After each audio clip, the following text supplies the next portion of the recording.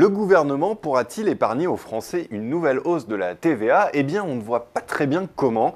Le relèvement du taux normal de 0,4 points à 20% et du taux intermédiaire de 3 points à 10% sera effectif au 1er janvier 2014. Mais déjà, il se murmure que d'autres hausses plus importantes pourraient être annoncées. Olivier Passé, bonjour. Bonjour. Alors pourquoi est-il toujours aussi tentant de recourir à la TVA? Eh bien, imposer la consommation plutôt que la production dans un pays qui consomme plus qu'il ne produit, la thérapie semble relever du bon sens. Surtout en ce moment, en panne de croissance, il manquera probablement à l'État 15 milliards pour toucher la cible de 3% de déficit fin 2013. À cela s'ajoute la facture du pacte de compétitivité, c'est-à-dire 20 milliards. Donc 35 milliards en tout à trouver. Et en un laps de temps très court. Or, pour un relèvement de la TVA, le gouvernement n'est pas obligé de passer par la case négociation. Et puis, c'est un impôt qui ne pénalise pas les produits made in France, puisqu'un relèvement du taux normal concerne aussi bien les biens étrangers que nationaux. Alors, dans la précédente mouture de la hausse de la TVA qui nous a été proposée en novembre dernier, le taux qui a été le plus relevé, c'est le taux intermédiaire de 7 à 10%, 3 points. Il concerne la restauration, le bâtiment et les transports, autrement dit, des secteurs plutôt pourvoyeurs d'emplois et aussi à l'abri de la concurrence internationale. Effectivement, qui recrutent et qui importent peu. Mais ce taux intermédiaire a l'avantage aussi de brouiller les pistes. En même temps, le gouvernement a proposé de relever de 0,4 points le taux normal et de baisser de 0,5 points, on l'a dit, le taux réduit sur les produits de première nécessité. En jouant sur les trois manettes, la réforme prend des allures équitables, puisque la baisse affichée du taux réduit est supérieure à la hausse du taux normal. Alors, est-ce qu'avec ces nouvelles hausses de TVA, la France devient une championne d'Europe de cet impôt?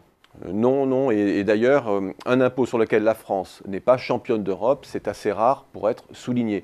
Le taux normal est de 27% en Hongrie, de 25% au Danemark ou en Suède, et de 21% en Espagne ou en Italie. La France se situe plutôt dans la fourchette basse, au voisinage de l'Allemagne.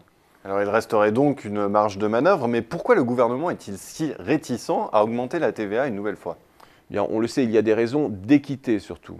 La TVA est considérée comme un impôt injuste car les ménages les plus pauvres ont moins de capacité d'épargne et consomment donc une part supérieure de leurs revenus. Ils versent en définitive plus de TVA en proportion du revenu. Ils ont également, moins que les riches, l'option de puiser sur cette épargne pour maintenir leur consommation. C'est sur cette ligne qu'est une partie de la gauche. La TVA est donc un impôt anti-redistributif. Oui, mais nettement moins qu'on ne le dit, l'indexation mécanique des minima en cas de hausse des prix corrige assez largement les choses.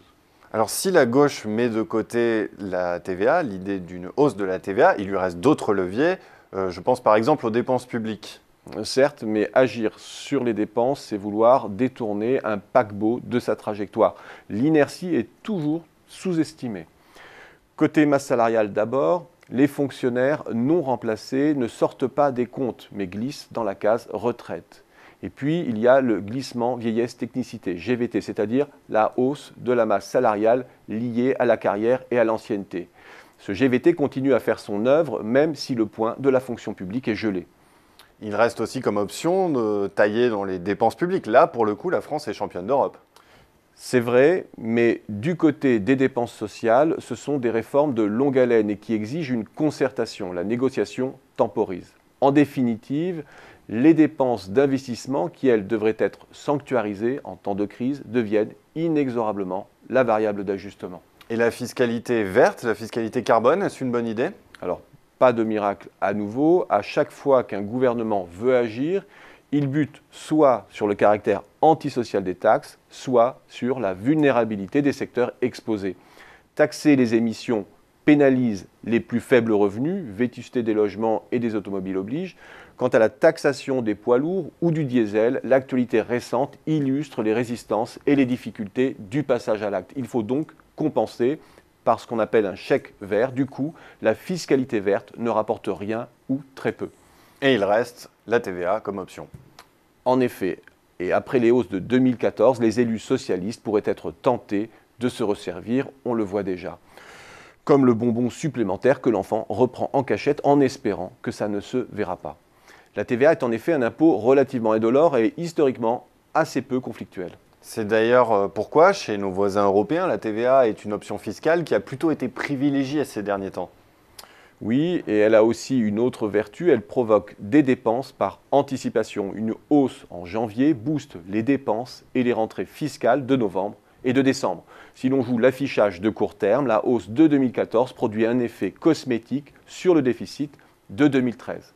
Mais il faut ensuite, bien sûr, assumer l'effet de soufflet en 2014. Et si l'on écarte cet effet de soufflet, la TVA reste, semble-t-il, la moins pire des options. Alors, disons-le franchement, augmentons la TVA. Oui, mais malheureusement, en matière fiscale, les idées simples n'ont pas cours. Avec la TVA, c'est moins la dose que le moment qui peut transformer l'impôt en poison. Une hausse de TVA est relativement indolore en phase de reprise. La TVA n'est un impôt sur la consommation qu'en période de croissance. La hausse de TVA se reporte alors sur les prix à la consommation. Et les arbitrages étant moins tendus, quand il y a hausse du pouvoir d'achat, c'est en définitive l'épargne qui absorbe le choc. Entreprises, États et croissance tirent en définitive leur épingle du jeu.